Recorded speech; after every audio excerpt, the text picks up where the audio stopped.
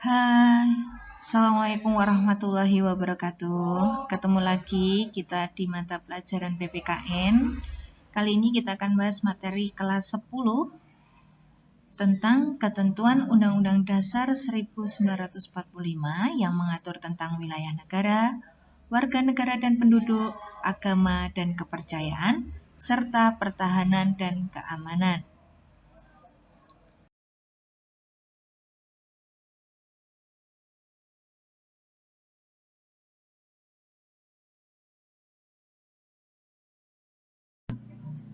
Materi kita yang pertama tentang wilayah negara.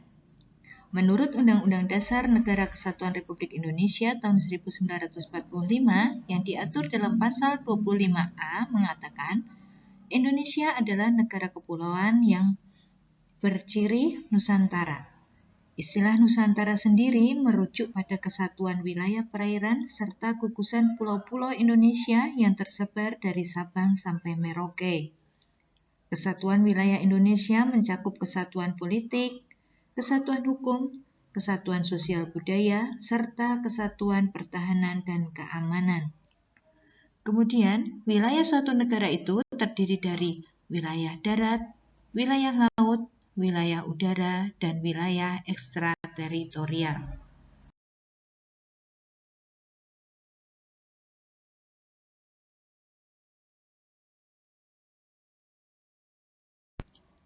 Sedangkan pembagian wilayah laut menurut hukum laut internasional yang telah disepakati oleh PBB pada tahun 1982 terdiri dari zona laut teritorial, zona landasan kontinen, serta zona ekonomi eksklusif.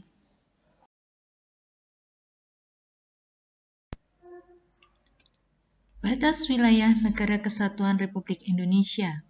Batas-batas wilayah Indonesia di sebelah utara berbatasan langsung dengan Malaysia. Adapun wilayah laut Indonesia sebelah utara berbatasan langsung dengan 5 negara yaitu Singapura, Thailand, Vietnam, Filipina, dan Malaysia. Sedangkan batas wilayah sebelah barat berbatasan langsung dengan Samudra Hindia dan perairan negara India. Batas sebelah selatan berbatasan langsung dengan Timor Leste, perairan Australia, dan Samudra Hindia. Batas sebelah timur berbatasan dengan Papua Nugini dan perairan Samudra Pasifik. Kedudukan warga negara. Kedudukan warga negara ini diatur di dalam pasal 26 Undang-Undang Dasar Negara Republik Indonesia tahun 1945 tentang warga negara dan penduduk. Warga negara yaitu orang-orang bangsa Indonesia asli dan bangsa lain yang disahkan dengan undang-undang sebagai warga negara. Sedangkan penduduk adalah warga negara Indonesia dan orang asing yang bertempat tinggal di Indonesia. Warga negara ini biasanya dibuktikan dengan kepemilikan KTP, paspor, atau identitas lainnya yang menunjukkan keanggotaan sebagai warga negara Indonesia.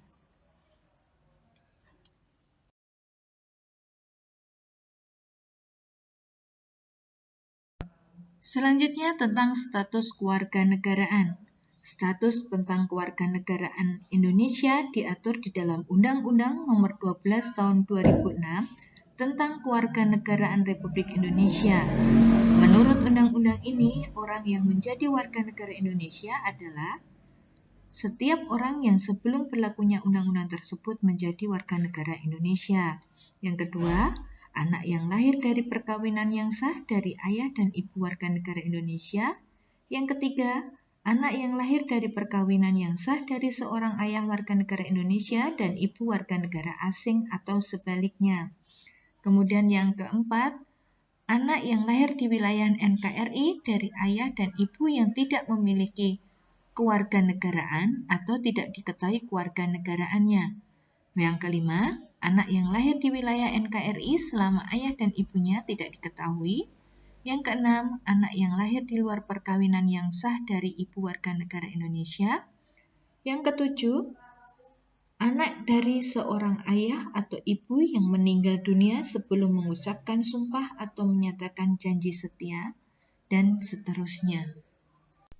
Selanjutnya tentang asas-asas kewarganegaraan. Asas-asas kewarganegaraan ini digunakan untuk menentukan masuk tidaknya seseorang dalam penggolongan warga negara dari suatu negara tertentu. Berikut adalah asas kewarganegaraan yang berlaku di dunia. Yang pertama, ada asas ius sanguinis. Asas ini merupakan penentu status kewarganegaraan seseorang berdasarkan pada keturunan orang yang bersangkutan. Sedangkan ada asas ius soli merupakan status kewarganegaraan seseorang ditentukan berdasarkan pada tempat kelahirannya. Kemudian ada asas berdasarkan perkawinan, yakni ada asas kesatuan hukum dan ada asas persamaan derajat. Ada beberapa contoh negara yang menganut asas ius sanguinis, yaitu Cina, Inggris, Malaysia, Jepang, Filipina, India, Brunei Darussalam, Belanda, Finlandia, Bulgaria, Polandia, Serbia, Italia, Yordania. Sedangkan ada beberapa contoh negara yang menganut asas ius soli, yaitu Amerika Serikat, Kanada, Chili, Argentina, Ekuador, Pakistan, Kamboja, Uruguay, Meksiko, Bangladesh, dan Brasil. Selanjutnya tentang asas-asas kewarganegaraan. Asas-asas kewarganegaraan merupakan dasar untuk menentukan masuk tidaknya seseorang dalam penggolongan warga negara dari suatu negara tertentu. Berikut ini adalah asas kewarganegaraan yang berlaku di dunia. Yang pertama, ada asas ius sanguinis. Asas ini penentuan status kewarganegaraan seseorang didasarkan pada keturunan orang yang bersangkutan. Kemudian ada asas ius soli, yaitu asas penentuan status kewarganegaraan seseorang ditentukan berdasarkan tempat kelahirannya. Selanjutnya, tentang asas berdasarkan perkawinan. Ada asas kesatuan hukum serta ada asas persamaan derajat.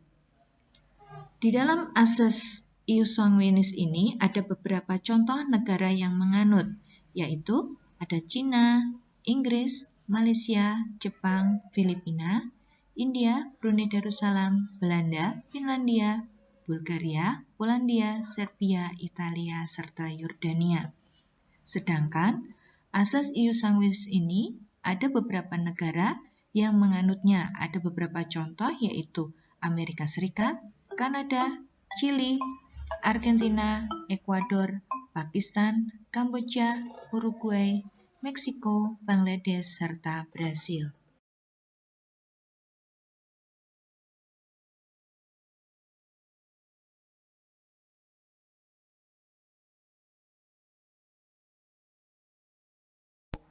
Dalam menentukan status kewarganegaraan seseorang, pemerintah suatu negara biasanya menggunakan stelsel, yaitu ada stelsel aktif dan stelsel pasif. Stelsel aktif merupakan tindakan hukum secara aktif untuk menjadi warga negara, sedangkan stelsel pasif, seseorang dengan sendirinya dianggap menjadi warga negara tanpa melakukan satu tindakan hukum. Berkaitan dengan stelsel tersebut, seorang warga negara dalam suatu negara pada dasarnya mempunyai hak, yaitu hak opsi serta hak repudiasi. Hak opsi, hak untuk memilih suatu kewarganegaraan, sedangkan hak repudiasi, hak untuk menolak suatu kewarganegaraan.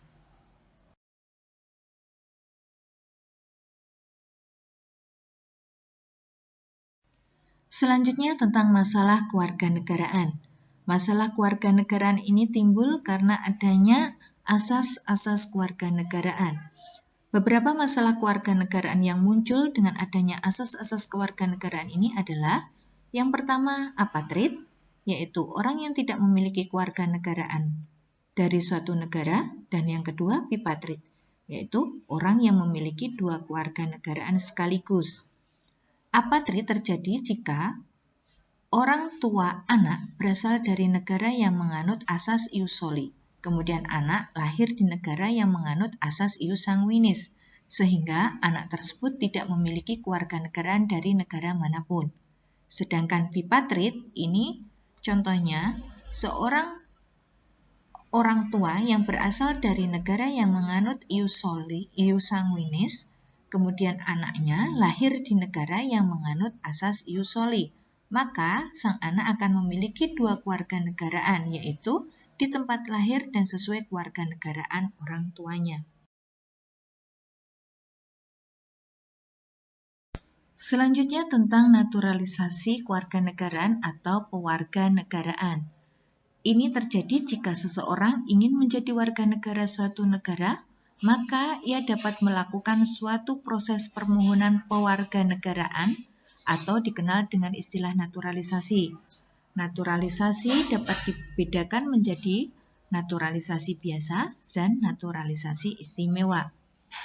Naturalisasi biasa merupakan suatu proses hukum yang dilakukan oleh seseorang guna mendapatkan status kewarganegaraan suatu negara. Orang dari negara asing yang ingin menjadi warga negara Indonesia harus memenuhi syarat. Yang pertama, telah berusia 18 tahun atau sudah menikah. Yang kedua, pada waktu mengajukan permohonan sudah bertempat tinggal di Indonesia minimal 5 tahun berturut-turut atau 10 tahun tidak berturut-turut. Yang ketiga, sehat jasmani dan rohani. Yang keempat, dapat berbahasa Indonesia serta mengakui dasar negara Pancasila dan Undang-Undang Dasar Negara Republik Indonesia tahun 1945. Yang kelima, tidak pernah dipidana dengan ancaman 1 tahun lebih. Yang keenam, memiliki pekerjaan dan penghasilan tetap. Yang ketujuh, membayar uang kewarganegaraan ke kas negara.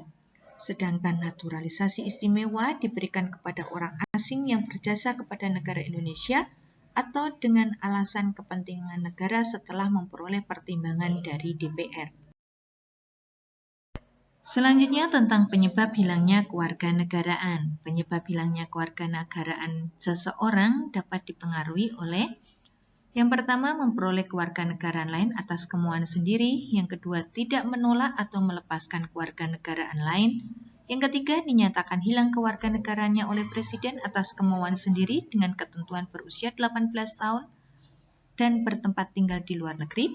Yang keempat, masuk dalam dinas tentara asing tanpa izin dari presiden. Yang kelima, mengangkat sumpah setia kepada negara lain atas kemauan sendiri. Yang keenam, mengikuti pemilihan negara lain.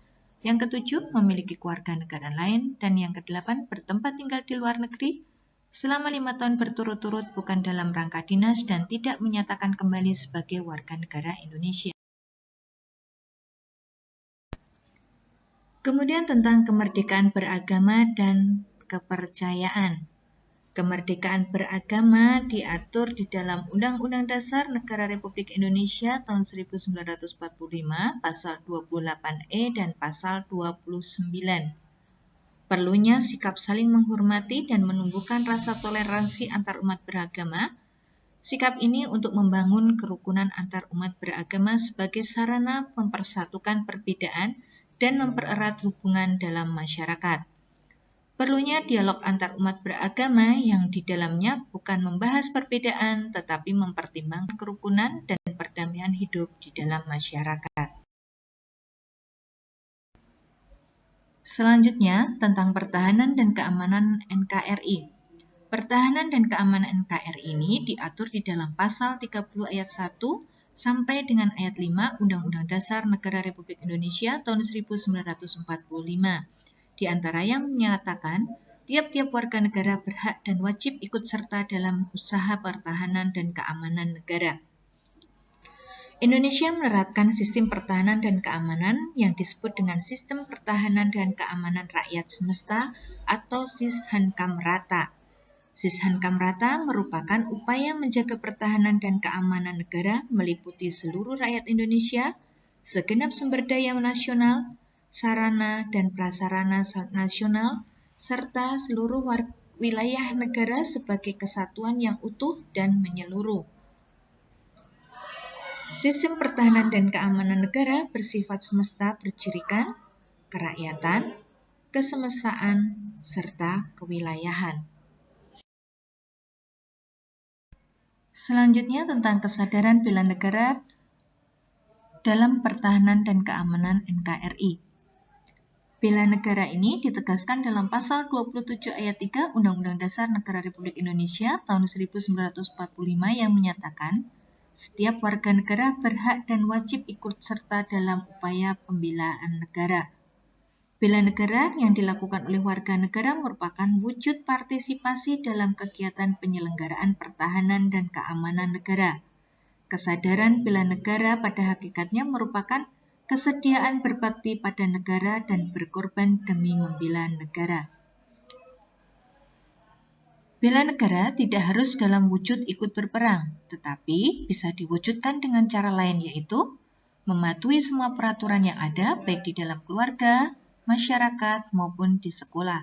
Kemudian ikut serta mengamankan lingkungan, mengikuti upacara bendera dengan tertib, ikut membantu korban bencana alam, serta belajar dengan tekun.